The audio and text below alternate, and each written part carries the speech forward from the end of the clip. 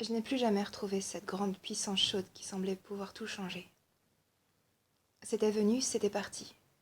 Parti ou rentré sous terre comme la source pour ressurgir ailleurs, en un autre temps, en un autre lieu. Et cet interminable cheminement dehors pour retrouver le moment, ce circuit immense pour labourer la matière, clarifier, épuiser. À chaque éclatement de lumière, cette descente obscure comme s'il fallait reparcourir tout le chemin, tous les étages, les plis oubliés, les îles perdues. C'est la même ronde toujours, mais comme aggravée, accélérée aussi autour d'un invisible pivot. Une vibration majeure qui revient chaque fois, et qui semble organiser la moindre variation pour faire mieux éclater la seule note impérieuse. Mon nom, mon vrai nom. J'ai tout fait, tout essayé, j'ai médité, marché, contemplé, mais la contemplation n'y faisait rien. Les yeux fermés, on s'en allait ailleurs, dans la joie inaltérable qui se moquait parfaitement de ce qui se passait en dessous. On s'en allait de plus en plus loin, de plus en plus haut, plus nu, plus pur, dans quelque chose qui devenait de plus en plus incompatible avec l'épaisseur de la terre. Et quand je sortais de là, j'étais comme un poste, tellement sensibilisé que la moindre vibration grossière détraquait tout. J'avalais la fièvre avec le regard des gens. J'ai marché, encore marché, plongé dans les temples, baigné dans les foules, connu l'immense bonté des gens. J'ai frappé aux portes des pauvres, mendié, chanté des kirtans jusqu'à m'écrouler de vertige dans un éclatement de cymbales et de tambours. Mais la seule porte ne s'ouvrait pas.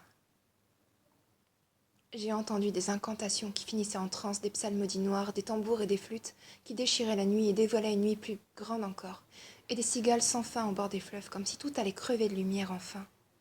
Transpercé, mais rien n'était transpercé.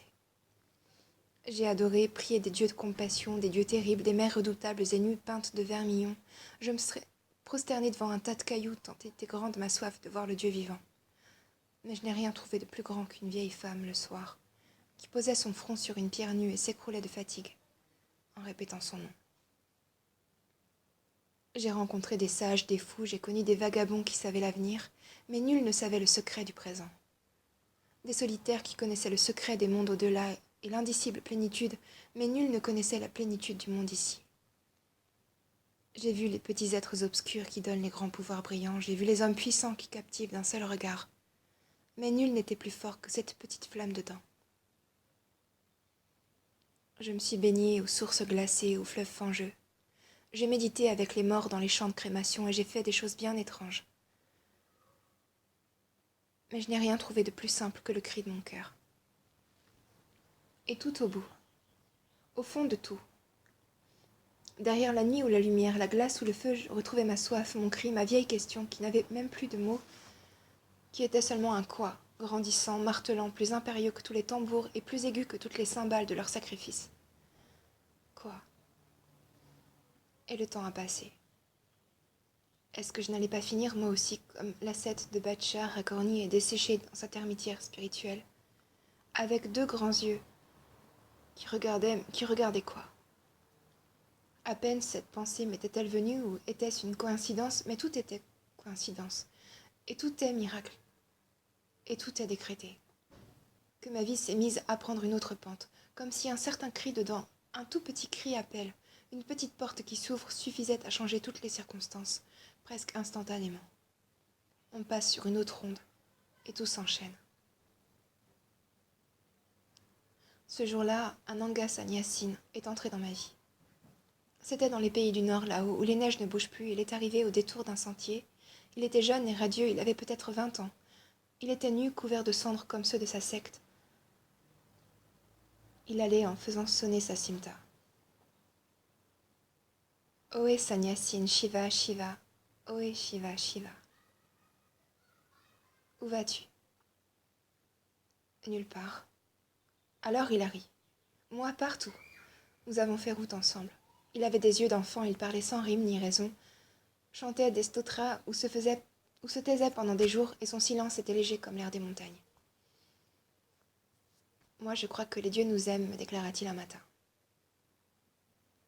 Et la brume pendait encore aussi près. Ah, oui, je les sens. Tu sens comment? Ça... Il s'est gratté la tête. Il m'aime, alors j'aime. Oh, aimer, aimer, moi je n'y comprends rien.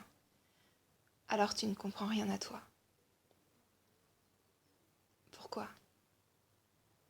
Parce que tu es celui qui aime. Qu'en sais-tu?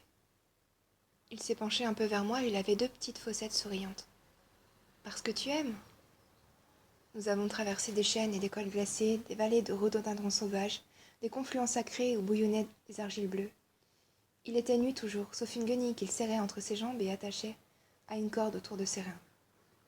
La vie est belle, compagnon. Elle est comme le sourire de Shiva, légère. Après son bain le matin, elle s'enduisait le corps de cendre et c'était tout. Mes vêtements orange me faisaient l'effet d'une espèce de prétentieuse ostentation à côté de lui, presque d'un déguisement. J'avais envie de tout ficher en l'air et d'aller nue moi aussi.